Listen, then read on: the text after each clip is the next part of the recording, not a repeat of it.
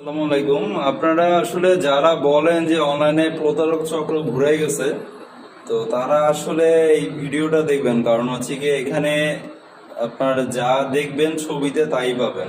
হ্যাঁ, একটা দেখে অন্যটা দেওয়ার কোনো সুযোগ নাই। তো অনলাইনে কিছু দেখবেন যে নতুন সাইকেলের ছবি দিয়ে, বিদেশি বিভিন্ন ডাউনলোড করা ছবি দিয়ে এরা দেখা যাচ্ছে 3,000 4,000 টাকা অফার দেয়, যেটা তাদের এটা মানে সম্ভব। যে সাইকেল বাংলাদেশেই নাই, ওরা কিভাবে সম্ভব? এটা বাসায় আবার হোম ডেলিভারিও বলে।